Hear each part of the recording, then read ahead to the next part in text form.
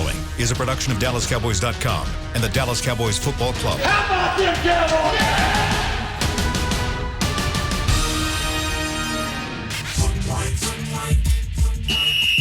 Let's go, baby. Are you ready for a break? Yes. Are you ready for a break? Absolutely. Ready for a break? Yeah, and so much for that. It's time for The Break on DallasCowboys.com We were on the break. with Nick Eatman, David Hellman, Ambar Garcia, and Derek Eagleton. Monday, November 2nd, 2020, Season 16, Episode number 56. Welcome to the latest edition of The Break. We're live from the SWBC Mortgage Studios at the Star. Nick and Dave are joining me. Amber quit. She was like, I'm done with all of this. No, she really didn't. She's just out today. She'll be back tomorrow. And I'm sure... I'm going to say, you can't say that. I know, right? And I'm People sure... would believe it. I'm sure tomorrow she's going to have fire that will just kind of be spraying out. So make sure you tune in tomorrow to hear what Amber has to say about the game from yesterday. But Cowboys lose 23-9 to the Philadelphia Eagles. It was a game that, in my opinion, was a positive. I know as much of a positive as you can get out of a loss, but they did play better than what I've seen over the last, at least since Dak has been out. And so we're going to break it all down for you. We're going to start what we normally start on Mondays following games. I want to ask you guys, what do you think is the biggest storyline coming out of this game? I'll start first with you, Nick. I thought the quarterback was, as I wrote in my column, I thought the quarterback was really bad. He missed a lot of throws. And then I talked about DiNucci, and who also was bad and missed a lot of throws. It just came down to quarterback. And as I wrote yesterday, a decent quarterback performance wins the game. A decent. And they didn't have it. And you didn't expect it to be that great, but, I mean, he wasn't ready. He wasn't ready. He tried. He fought. You know, he gave it his all, but he wasn't ready, and it was just unfortunate because that game was for the taking if they had a better quarterback play. I think Andy Dalton wins that game easily. Wow. If it's that, yeah, I think easily. And I think Dak can then blow him out. That's how bad Philadelphia was and how bad they played. Yep. Dave, what's the biggest storyline for you? Well, I'll get to my storyline, but yeah, it reminded me of the first Philly game last year. You know, Dallas really needed a get-right game, and they got the takeaways they needed right off the bat. They had Dak, and they did blow Philly out. Yeah. So, I mean, I agree. If you get that performance with a more competent quarterback, you probably do win going away. Which, to that point, I guess my big takeaway is if the defense plays like that the majority of the way, the rest of the way, like, they should be in every game that they play. I don't know if that means they're going to win more than 4 or 5 games, but I mean the effort was there, the takeaways were there, the limiting big plays was there. I guess I'm stuck weighing like, you know, how much of that is the defense turning the corner and how much of that is Philly being atrocious. I didn't realize this until after the game. Maybe I should have. I knew Carson Wentz turned the ball over a lot. He's got 102 turnovers in less than 5 full seasons of play. I know you've That's looked just. I know you've looked at Dak's stats. I'm sorry. Go ahead. I'm just saying. I'm sure when you did that, you got to look at Dak's numbers. Yeah, well, I mean, absolutely. And Yeah. they're not close. What I can pull them up right now. Dak This is has for fumbles and picks. Yeah. Fumbles and picks. Yeah, Dak is a full 30 behind. Oh. Dak's at like 60. Dak's at about 60, and Carson Wentz is at 102.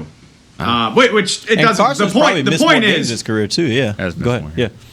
Go ahead, Dave. The guy just loves turning the ball over, and so I'm sitting here thinking like, okay, defense, like 4 takeaways. That's more than you had all season coming into this. If you give us that kind of effort, you know, you can expect to be in most of the games you're going to play the rest of the way. But is that realistic, or is Philly just awful? That's kind of what I'm grappling with this morning. Yeah, I agree with you that Philly is awful, but I look back at 2 weeks ago when they played a Washington football team and Kyle Allen that were equally bad, and they made them look like a really, really good offense. And so I do think there was some improvement from the standpoint of the defense, and I don't think it necessarily had all to do with the fact that Philadelphia has a bad offense. I think some of it had to do with the fact that the Cowboys played better football than they've been playing. It started off kind of rough in the running game particularly, and as the game wore on, you started seeing Leighton come around and play a little bit better. You saw Tank make some plays at different moments of the game in the run game as well as the pass game. So I think all over, I look at this defense, and that was the positive I came away with. And by the way, right now, and this might be wrong, I don't really care as much about wins and losses. Like, the wins and losses don't do a ton for me at this point with this team. What I want to see, do they have who are the pieces that need to stick around for next year? I want to see if this coach can get a team that is, by all accounts, done to still play as though they're not done, because that'll tell me a lot about him and his ability to coach. And yesterday I saw some of those things that made me have a positive feeling about this team. Yeah, that's fair. All right, let's go ahead and move on. Let's talk about some of the moments that mattered. I'm going to start off with the first one, and then we'll go around and we'll do a few that you guys saw as well. It was the first quarter.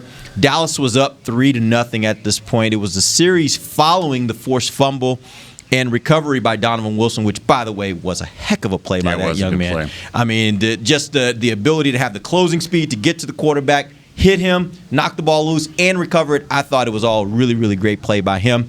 And they got the ball at the Philly 25. So it's 2nd and goal at the Philly 7 at this point. Still gets beat by Brandon Graham. Gets a sack, forced fumble, and recovery. No points, and it leads to a possession that gave Philly its first touchdown. To me, that was the first moment that mattered in that game because they were in position at that point to be able to take at least a 6-0 lead, maybe get in the end zone. That was, I think, it was the closest they got all day to the end zone at the 7. I'm sorry, 1st and goal at the 4. At the 4, yes. And that to me, and I'll just say that one of my 5 plays not to forget was the play before the fumble, 3-yard loss by Zeke. You have 1st and goal in the 4. You can do so many things. But when you get a 3-yard loss, well, now you have to throw it, and that kind of opened that up. I thought the first down getting stuffed like that really changed the whole dynamic, though. And, I mean, he got hit right in the hole there. Yeah, and I want to talk a little bit about Zeke. We'll talk a little bit about his performance yesterday. But to me, that was the first moment in this game that really, really mattered. Dave, what do you got? Can I just say that was the only moment that mattered? I really believe that. Really? Like, we can go through the whole – yeah, absolutely. I don't want to sound hyperbolic, but when they didn't get a touchdown there, I was like, they probably won't win this game. Like, because with the amount of things that are against you playing Ben DiNucci, you get gifted an opportunity like that and a chance to go up 2 possessions right off the bat. I think it changes the entire dynamic of the game. Philly's playing catch up a little bit earlier. You can try to control the game with your run game. And, to think that you're going to trade points with a team that has its preferred starting quarterback, even as bad as Carson Wentz was, and he was very bad, he made the plays down the stretch that mattered. And I wonder if going up multiple possessions changes the dynamic of that. I just thought that possession was so important. I tweeted this out, and I don't know what you guys think, but when it might have been 1st and goal at the 4, or maybe the play before, I was like, this is absolutely – man. Dave – I said absolutely. This is a 4-down territory. You have to get a touchdown here because you just got a gift, like he said. You got a gift, and you got to go score. 6-0 doesn't do anything for me. I mean, I guess in hindsight it would have been nice, but I mean, just saying you got to go get a touchdown. And so I wondered if they were thinking that way too. It didn't matter because of the fumble. So. Yeah, and to be honest with you, and you mentioned that play before where they got stuffed for a 3-yard loss.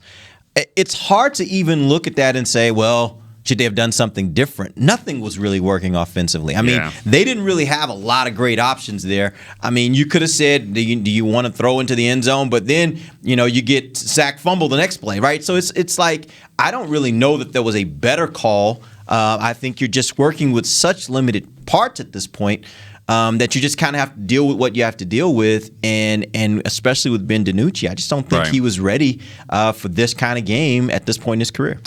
No, I agree. You have to help him, and they tried all those trick plays and things like that, which I love. I love that they weren't willing to just say next man up, and they actually tried some different things. So the double reverse right off the bat that worked, and then maybe a fake reverse to Tony Pollard. Yep.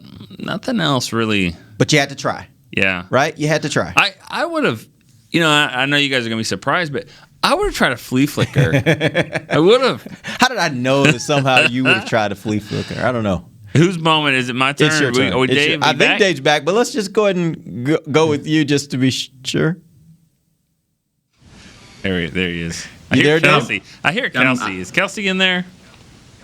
No. Yeah, Kelsey's here. She's working on something else. Put her on the show. I think I know, right? Just pull her in. No, I'm trying to not be mad at her, but I think she killed my. I think there's too many people using the network here, but that's okay. We don't need to talk about it. Well, It's maybe fine. both of y'all should be on the same show, and then maybe we wouldn't have this problem. I'm just saying. But go ahead. I think everybody on here tweeted about it. I saw a bunch. I saw Brian Broaddus tweet this play, so this is kind of an easy one. But they get an interception by Diggs in the third quarter. They're up 9-7. And you could tell they came out in the third quarter and they had a plan. Okay, we're gonna Zeke for 9, Zeke for 6, Zeke for 8, Pollard for 7, Pollard for 2, Pollard for 9, Zeke for 2. So it's 2nd and 8 at the 26. Let's run a double reverse to Cedric Wilson to try to throw it. He gets a 10-yard loss, a sack for 10 yards by Fletcher Cox. And that changed everything. They ended up kicking a field goal and missing 52 yards by Zerline. Missed it. Would have put them up 12-7. That's a big deal when you're down 15-12 and you're driving at the end of the game. A little different scenario there. So I just thought, I don't know if you could keep running it like that, but it was cute, and it was too cute probably at that moment. I said it last night though. Would anybody have been mad if they had just kept running it? Like even if it didn't work, just run that thing until you either score points or you're forced to kick a field goal, and it would probably have been shorter than 52 yards. Oh, yeah. Right. And even if you take a negative play, your negative play is maybe a -3. It's not a -10, right? So you at least are going to get, at this point, you feel like with avoiding a fumble, you at least are going to get 3 points out of it, and they end up with, nothing. And I think that was the part that was a little bit hard to swallow on that. Yeah. What would you guys have liked to see them just at that point just keep running it? I think so. I mean, Yes. Yeah. I mean, a little, and I think the fake reverses work a little bit too. Because you just got your eyes moving different ways. I mean, maybe a DiNucci roll out there. Would have been good. I thought, man, what y'all think about that block by Schultz that was called for holding? You remember that? I didn't see anything. You didn't see? Oh, I didn't yes, see. I didn't yes, see. no. I didn't see a hold. I didn't either. I didn't either. And I was watching it. And I was like, I wonder what Mickey is saying right now. Oh, that yeah. Mickey was like, because they never hold. He didn't. But I thought it was a good block by Schultz. I mean, I'm like, where are the hands? Like, is it on the outside sometimes?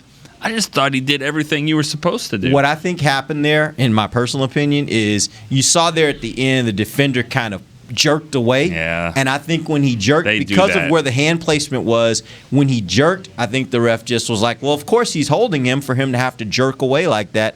And so I think that's actually what ended up happening, whether he was holding him or not. Refs look at things. They look at little keys. And based on those keys, they make calls, right? So I think that's what happened in that Especially instance. when they're standing on the sideline of a team that's yelling hold. I mean, that happens I would assume that all helps. the time. Yeah. If you're on that sideline, you're definitely going to get that call. Yep. All right. I got a random question for y'all. Sorry, Derek. No, go ahead. Did Tony Pollard take any Wildcat snaps last night? Because I kind of No. feel like he should have. Yeah, I do too. Yep. But no, I didn't see that. Like, the guy's got juice. He looked like he had more juice than Zeke last night. And Oh, I we're don't want gonna to be get too to that. critical of Zeke. Well, Okay, well, we can And- get... I'm just saying, maybe that might have been a good idea. I will say this. Why did it seem like every Wildcat snap took an hour and a half to get there and it was off to the side? Like, it seemed like every time Zeke got the ball, it was kind of like, let me go get it. It wasn't like back to him. It was kind of, I don't know. There have been people for weeks. There have been people on Twitter that are like, Biadish's snaps take forever to get to the backfield. Like that has been a thing. If if you're following on Twitter, so I don't know. Maybe something for him to work on. On that. Joe Looney, that velocity. Joe maybe. Looney told me, I think I'll be back next week. Question is what where? position? Yeah, I question don't is know. where? I don't know. Yeah. There's a lot of stuff to talk about on that offensive line, too, and we'll get to some of that a little bit later as well. There's really not, Derek. There's one thing to talk about. It's the right tackle position. No, but, okay, well, let's hold that thought, because I actually have some thoughts on that particular position, and it's not going to be what you think. So let's talk a little bit about that. I keep pointing at you because I want you to know what I'm talking about.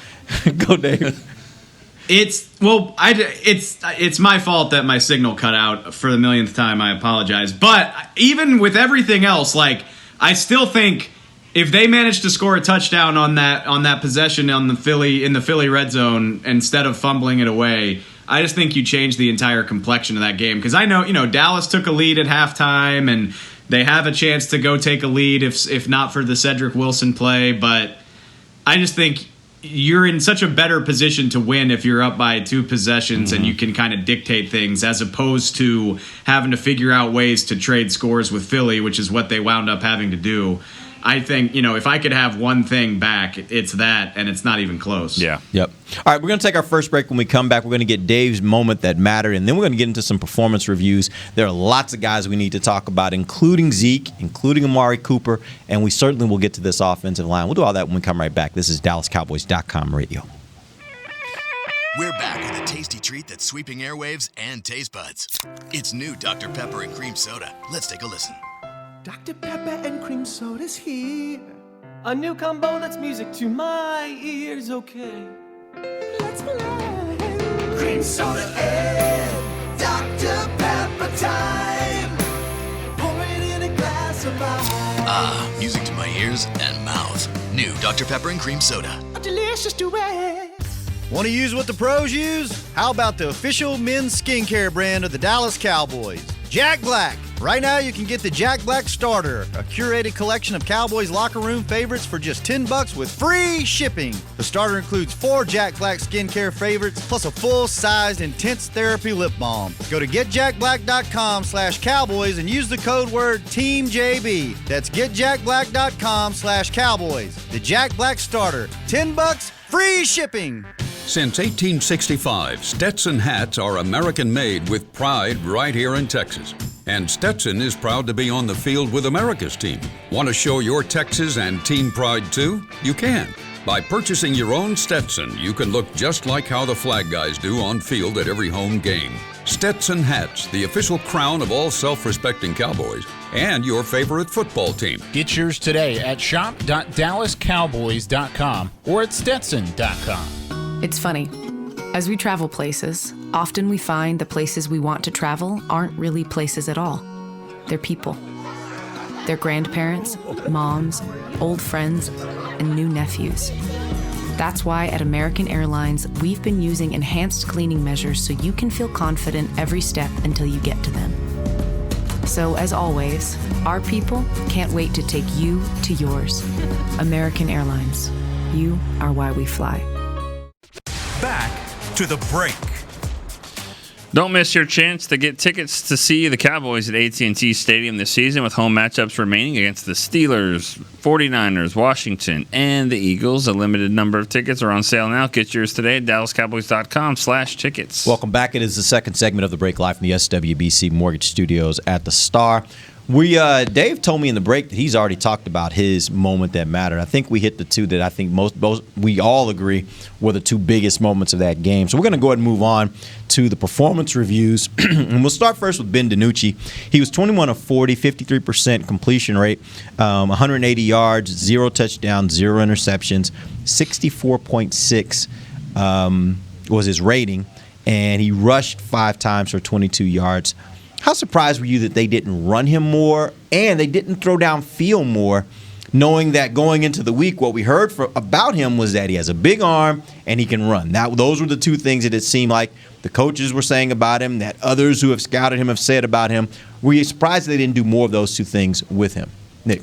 I don't know if they had a lot of time to throw the ball down the field. They could have done a little bit more of that. I'm telling you, the wind was kind of an issue down there. It was. We saw that on the kick, that long kick. Yeah, I mean, it was different. I remember one rollout with him that they the designed run, but I just think they were trying to protect him. I thought he was going to be a little better than that. He does remind me a lot of Romo at this point in his career. And, if Romo had played his first year in his 8th week, it probably would have looked like that. Yeah. So I asked this to Dave and Rob earlier, and did he ever make one throw that was like, that was a good throw? It's so funny. I asked the exact same question to Amber last night after the game. I was like, can you point to one throw last night? One throw during that game that you look at and you're like, okay, that was a really good throw. I couldn't remember a single one. That doesn't mean it didn't happen. I just couldn't remember a single one. Yeah, I don't either. I think Dave maybe had one. I'm not going to say they were good throws. He had 2 or 3 completions past the sticks to Michael Gallup. 12, 13 yards. That's all I got. I'm not saying that they were like amazing throws, but he tried. And that was more or less exactly what I thought it would look like. Like, he carried the ball 5 times for 20 yards. I think he had another carry called back by a penalty. Mm-hmm. They tried to do some, read option keeper to keep the defense honest. I think he threw at least 2 shots downfield, and I think they were both to Gallup. One of them never had a chance, and then the other one was incomplete. And I think that's just kind of what you're supposed to expect when you're playing a 7th round rookie in his first game. And I think a lot of that, not like making fun of him, but I think a lot of that was like gamesmanship. Michael Gallup and Dalton Schultz are like, oh yeah, like this kid can sling it. Because at that point, what do you have to lose? But if you were expecting Ben DiNucci to go in there and throw for 330, I just think your expectations were out of whack. Yeah, and to be honest with you, I wasn't necessarily even expecting completions. I was expecting them to give it a shot, like take some opportunities to try to just get him downfield. They did max protect quite a bit last night, so my thought was at least once or twice during the game they would max protect and try to get the guys, 2 guys maybe even running downfield, maybe even 3, maybe using Schultz if you want to keep one tight end back and have Schultz going up the seam. I just thought at some point they would do something to try to really test and challenge the Philadelphia defense downfield, and it just didn't seem like they really did that. Maybe they didn't think they had time to do that without him getting killed, which that's a legitimate concern. We saw it happen on a few plays, but I was a little surprised. Let's move on to Zeke Elliott. He had 19 carries for 63 yards, an average of 3.3. My question for you guys are the Cowboys getting the most out of Ezekiel Elliott? They really didn't use much in the screen game. I think they may have had one screen that they tried the whole game. It doesn't seem like this season he's been a great receiving option out of the backfield. A number of balls have kind of hit his hands, but he hasn't made the catch. Doesn't make many guys miss or break a lot of tackles anymore. And I've noticed in the last couple games, I've been kind of paying attention to it. In plays where he manages to get to the safety, there's not a lot of times when he makes that safety miss or he breaks that safety tackle. So the question is, do you think the Cowboys are getting the most out of Ezekiel Elliott that's possible? Dave? Not even close. I like Zeke. I think he's a good player, but he's a very good running back who he is not in the mold of a running back who can do it all by himself. Like you don't hold your breath when he gets the ball. I doubt he definitely hasn't had a gain of more than 16, 17 yards this year, and I would guess he's probably only had about 5 of those in the last 3 years. It's infamous at this point, but Stephen Jones maybe 2 years ago called him the straw that stirs the drink, and it's just not true. Not anymore. It might have been at one point, but they've scored fewer points in the last 3 games than they did during the final quarter of Dak Prescott's time. 24 points against the Browns in the fourth quarter, I believe, and 22 since he got hurt. This is Dak Prescott's offense, and Ezekiel Elliott can still be really effective when everything is right around him, but he's not the guy that can do it all by himself, and that sucks because he has to right now, and B, it sucks because of the contract that he's playing on. But it is what it is.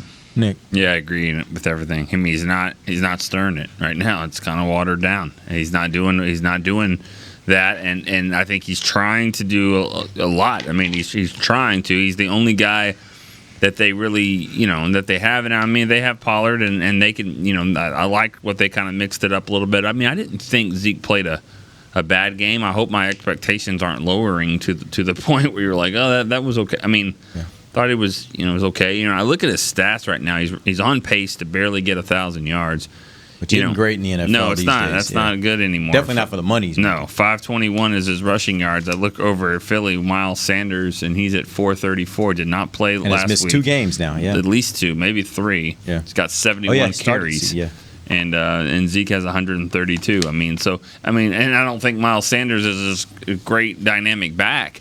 But I just think that Zeke, it's just there's no balance anymore. There's no balance with the offense, and when they had balance, boy, he was as good as he could be. And I think he's gonna. I don't think he's done. I don't think that at all. I just think this offense needs to get back, get their players back, get their pieces back. I think he can have a really great year next year when they have their guys back. But I think right now this is tough sledding. Well, what you're seeing right now, do you put more? Go ahead, Dave. No, I don't think he's done either. I still think he's a good player, but he's not the guy who can still be productive with nothing else around him.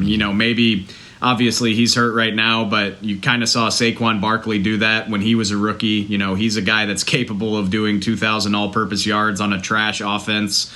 And I just think, I think Zeke needs good quarterback play and better offensive line play to be as successful as we're used to seeing, which there's nothing wrong with that. That describes a lot of running backs. That describes most running backs. But it hurts that he's on this contract and isn't capable of manufacturing more on his own. Yeah, and those guys that did, Barkley, Barry Sanders, Walter Payton, bad teams, good, great players, they can break long runs or long passes and whatever. They get chunk yards, and you were not seeing that out of Zeke at all. 24 yards is his longest play this season. Do you put more blame on his abilities or on the fact that there are so many injuries on the offense right now? Dave? It sucks to say because you would expect more from a guy who makes $50 million a year, but I think it's more about what's not around him. He doesn't have a quarterback that scares defenses, or he didn't last night at least. Maybe he can get that back to some degree with Dalton, but he also doesn't have an offensive line that can open it up for him. Which, for the 10th time, you would think that a guy who commands that kind of salary can do a little bit more on his own, but it's just not the case based on what we've seen so far this year. I don't know. What was the actual question? Do you think this is more about his abilities, or about the injuries? It is a combination. It's a combination of both. It is because the injuries are affecting the passing game, which affects the running game. It's a domino effect. But I think that. But he wasn't really lighting it up before Dak went down, and they were getting yards in the passing game, right? They were throwing the ball all around the yard, and he wasn't really lighting it up. He wasn't having the kind of games where you're like, okay, Zeke is he is the straw that stirs the drink, right? Yeah, I don't know. I think, like I said, I think it's the balance of the offense it's just out of whack right now, and. I'm just not at a point. Maybe I'm delusional, but I'm just not at a point where I just don't think that he's got it anymore. I don't. I think that you need because you say, well, he wasn't really lighting. Yeah, they were passing it, but this team can pass block decently. Yeah, they give up some big plays, but they're not. Lyle and Tyron are mauling people on the O-line. They're pushing people back. They really affect the running game more than I think that they get credit for. All right, we're going to go ahead and take our final break. When we come back, we're going to talk a little bit more about the offensive line and Amari Cooper, and then we'll get to a couple of the defensive players as well. When we come back, this is DallasCowboys.com radio. Since 1865, Stetson hats are American-made with pride right here in Texas. And Stetson is proud to be on the field with America's team. Want to show your Texas and team pride too? You can. By purchasing your own Stetson, you can look just like how the flag guys do on field at every home game. Stetson hats, the official crown of all self-respecting Cowboys, and your favorite football team. Get yours today at shop.dallascowboys.com or at stetson.com. I'm Jay Novacek, former tight end for the Dallas Cowboys. Back in the day, I was the guy who always got the tough yards, and that's why I run with John Deere today. In fact, I have a John Deere 3025E tractor that can handle any yard work I need to do, even the tough yards way out back. So if you have 1 acre or 1,000, John Deere has the equipment that's just right for you. Visit a John Deere dealer today and run with us. We are the official tractor provider of your Dallas Cowboys. Want to use what the pros use? How about the official men's skincare brand of the Dallas Cowboys? Jack Black. Right now you can get the Jack Black Starter, a curated collection of Cowboys locker room favorites for just $10 with free shipping. The starter includes 4 Jack Black skincare favorites plus a full-sized intense therapy lip balm. Go to getjackblack.com/cowboys and use the code word TEAMJB. That's getjackblack.com/cowboys. The Jack Black Starter, $10, free shipping. We're back with a tasty treat that's sweeping airwaves and taste buds. It's new Dr. Pepper and Cream Soda. Let's take a listen. Dr. Pepper and cream soda's here. A new combo that's music to my ears, okay. Let's play. Cream soda and Dr. Pepper time. Pour it in a glass of ice. Ah, music to my ears and mouth. New Dr. Pepper and Cream Soda. A delicious duet. Back to the break. Get the ultimate fan experience for the ultimate Cowboys fan. You can join Dallas Cowboys United presented by Globe Life starting at $20. Visit DallasCowboys.com/united. Welcome back. Final segment of the break live from the SWBC Mortgage Studios at the Star. We're doing performance reviews. Let's talk about Amari Cooper. He had 5 targets. He had 1 reception. He had 5 yards. What's going on with Amari? Nick? I don't know. He's been their only receiver that's been, really productive this whole year. And he hasn't been dynamic. He just catches a lot of passes. And, he's been a true possession receiver this year. I can't answer this. I would have thought your guy that's averaging 10 yards a catch, almost 11, he's your best route runner. He's got really good hands. I would have thought he would have been, DiNucci's best friend in a game like this. I can't tell you that I was, from my view, I didn't know were they rolling people over the top on him. I don't think so because I know they were trying to stop the run. So I just don't know. I can't give you a good answer there. I just thought they had 5 targets, so that's they were trying to get him the ball. It seems like, yeah, just didn't. I don't know. I don't even remember the catch, honestly. 1 for 5. I don't even remember it. So that's unfortunate. And CD as well. I mean, he didn't do anything either. That's 2 games in a row. He's only had 1, or that's 2 games in a row where he's had a total of 1 catch. Yep. Dave.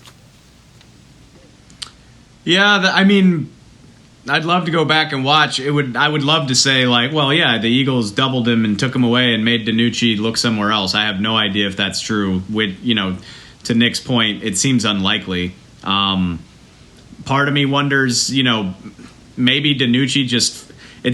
Obviously he felt comfortable throwing to Michael Gallup. Is that because he felt more comfortable looking at that side of the field? Did he feel more comfortable with the routes? It's hard to say on Monday morning without having watched the game back, but that's one of those weird situations where I'm like, you need more than 1 catch for 5 yards on 5 targets from Amari Cooper, but it's also Ben DiNucci running the offense, so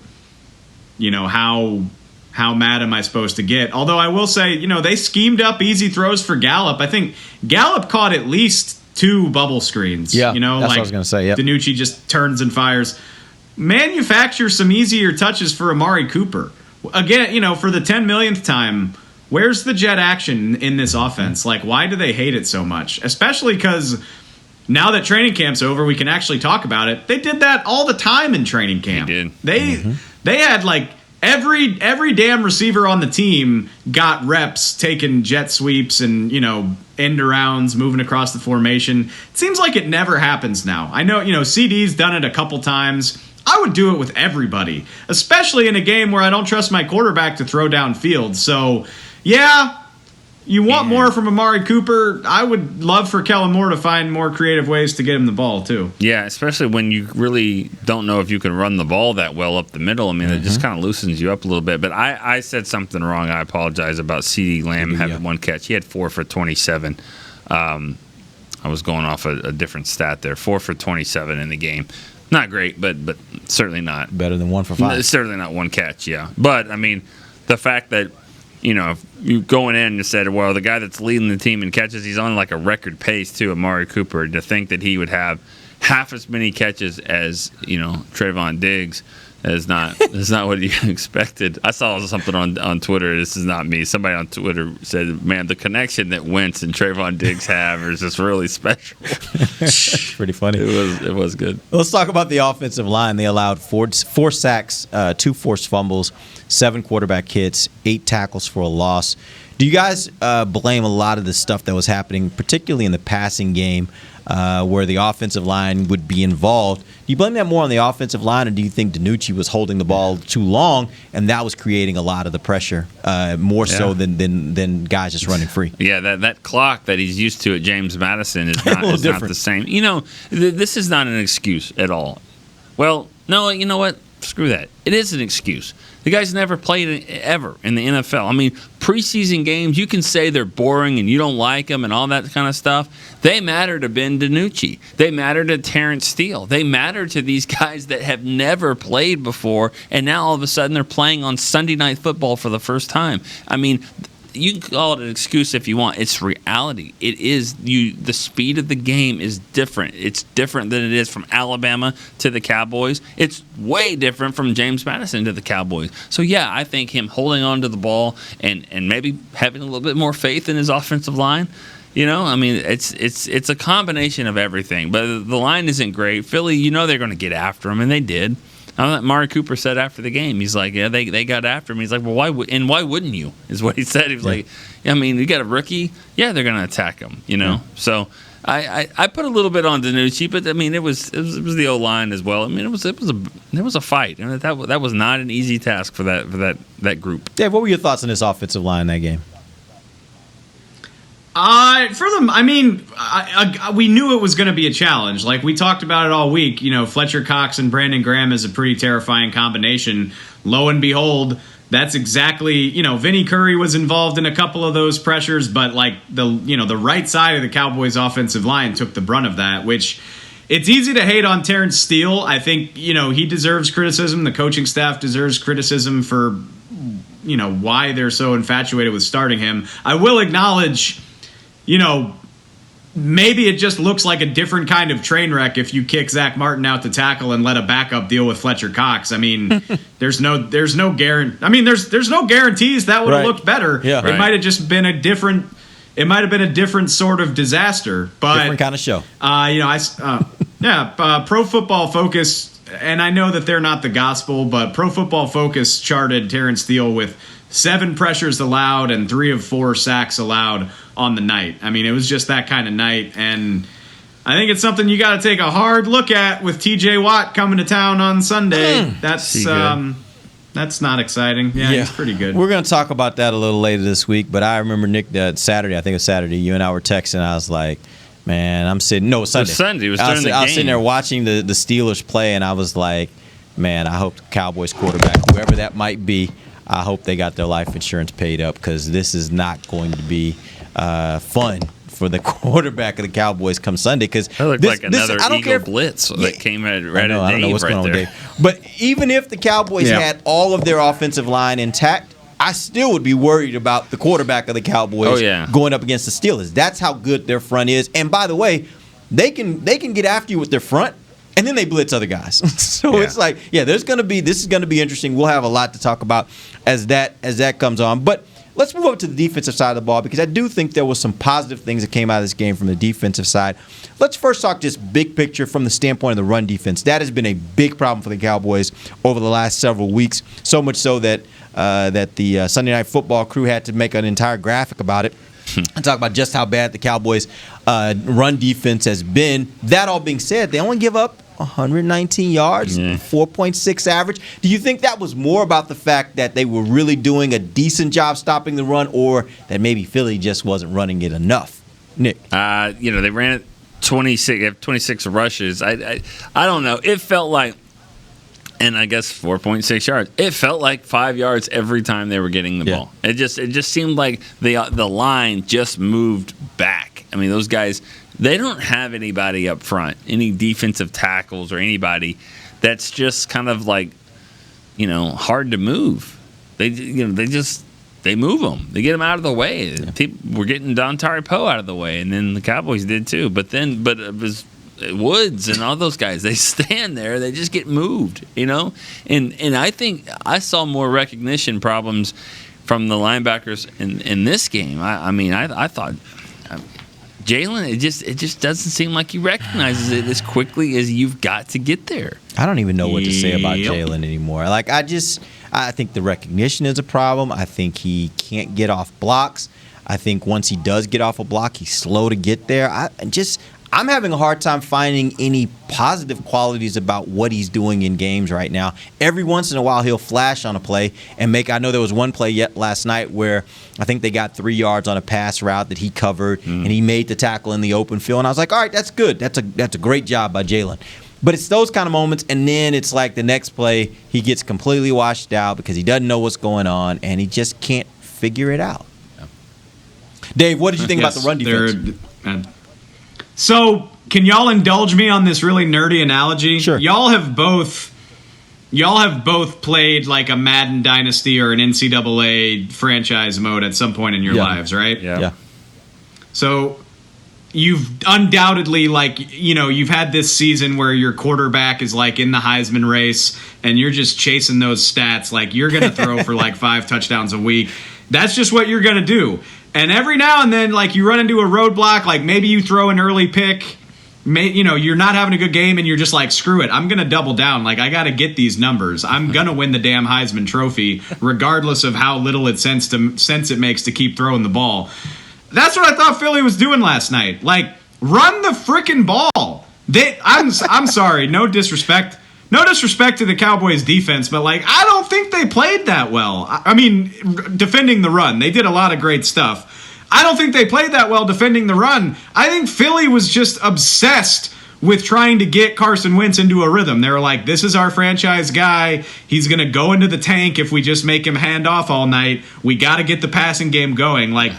There were so many series where I was just like, Doug Peterson, what are you doing? Why are you so insistent on putting this game in Carson Wentz's hands when you don't have to? So, credit to the Cowboys for defending what was there, but I think if Philly had just been we're going to run this thing down your throat, I'm not convinced Dallas would have been able to do anything about it. I love that analogy because it's so fair. I thought coming out of the game, the defense played pretty good. And then when you look at the stats and see what happened in the rushing game, you're like, maybe Philly should have run the ball a little bit more. And if they would have run the ball a little bit more, this would have been a much different Monday morning assessment of this defense because the big plays that were made, most of the time were being made in the passing game. Right. You had, and we got to point these guys out. Donovan Wilson, as we talked about earlier, in his big play there early in the game. Trayvon Diggs, 2 picks. I don't even remember last time a Cowboy had 2 picks in a game. I assume you know, Nick, because it's probably on the top of your head. But this is a guy that had Sean given. Lee? That's right. 2011. Well, I know that's the last 10, time a rookie has done it. Right, rookie. Yeah, but I don't. Yeah, I don't know. But Trayvon Diggs, he gave up some plays last night, no doubt about it. He gave up a touchdown. I think he gave up 2 touchdowns actually. He had 4 pass defenses. Yep. But he is the kind of player that what I'm starting to like about him is, he's going to have some struggles. And there are going to be times he's going to frustrate you. My hope is that over time, those things will decrease a little bit just because he'll be smarter about how he's playing. And then if he gets beat, he just gets beat because you sometimes get beat. But then he'll give you the other plays on the other side. And that's what the Cowboys have not had at the cornerback position for a very, very long time. He's Larry Brown if you really want to take it back into the 90s. What's wrong with He's that? He's better than Larry Brown. He's better than Larry Brown, Nick. Okay, he's gonna be better, way better than Larry Brown, in my opinion. I don't know. I don't know that, but I'm just saying, Larry Brown. He was a. Okay, well, I'm sorry for the young folks that are like, who's that? But no, I'm just saying No, everybody knows Larry Brown. Well, he was okay. He had some moments. Those cornerbacks that take chances. That's what they do. I compared him to Janoris Jenkins. You know, he was kind of that type of guy where, he'll get a pick six on you, and he'll be a pick six going the other way too because he got burned. I mean, he takes chances. He's going to give up some plays. He's young. He's aggressive, but he's got good ball skills. You know, he's played in the yard with an NFL wide receiver. You know, Stephon Diggs, so he can catch. I mean, there's not many cornerbacks that I think make that second. Tracked that. Really, both interceptions. No, he tracked that ball really well, and I don't know if most people watching it realize the level of difficulty of a play like that when you're tracking the ball as a defender that's going downfield, a long deep pass. Like, that's not an easy thing to do. No, he really made a nice play on that ball, and then of course the first interception was outstanding. You know, with getting his knee in there like that. I'm surprised that they even review that. I mean, a quick review. Like they were looking very at briefly. It. Yeah, they were looking at it. I mean, it's a score, so they have to, right? Not score, it's turnover. Yeah. They have to. Oh, I wish if all reviews could be like that. I get on it. I love everything. Sorry, I love everything about that dude's demeanor. No, I love his demeanor so much, like, because I've been worried about it all year. Like, it would be easy to go in the tank with some of the setbacks that he's had. You know, I mean, he hasn't had Cheeto for most of the year. AB was out, so as a rookie, you don't have the veterans there to help you pick up the slack, and you know you're going to get targeted every week, and he's had some rough days, and he bounces right back. He gets burned by DK Metcalf, he punches the ball out. Like, he's got the wherewithal to not give up on that play. He bounces right back and gets 2 interceptions. Gave up 2 touchdowns, like, definitely not the prettiest night, but he never seems fazed by the bad stuff that happens to him, and on top of that, Dallas has not employed a DB with ball skills like him in the time that I've covered the team. Like, no chance. They have not employed a cornerback who can make those types of plays on the ball since I've been here. So, you know, I'm not ready to say he's going to be a Pro Bowler, but I'm very encouraged about his trajectory. And if he keeps this mindset where he doesn't let the setbacks get to him, I think he's got a real chance to be special. Right, because there are a lot of times this year when you see him give up big plays, it's about him either not knowing what he's supposed to do or not relying on his technique the way he should. Those are correctable things, in my opinion. Those are areas where I expect him to get better with more reps. And so I look at him and I say, if he gets that kind of stuff cleaned up, then cornerbacks give up plays. That's going to happen. The best cornerbacks give up plays. But I think the number of plays that he'll give up will diminish, and I think it'll diminish significantly once he knows what he's doing and once he really is trusting his technique the way that he needs to. And then on top of that, you're going to get the ball skills to be able to turn the ball over. So I love where he is right now. I just hope he doesn't let all of the adversity get to him, and it doesn't seem like he is. It seems like he's a guy that kind of stays even kill no matter what. All right, we appreciate you guys joining us. We'll be back tomorrow. We'll do a big picture look around the Cowboys and where they stand in the NFC East, and then we'll start hopefully getting you guys ready for the upcoming game this next weekend against the Steelers. We'll do that tomorrow. For Nick Eatman, Dave Hellman, I'm Derek Eagleton. This has been The Break, live on DallasCowboys.com radio. This has been a production of DallasCowboys.com and the Dallas Cowboys Football Club. How about this, Cowboys? Yeah!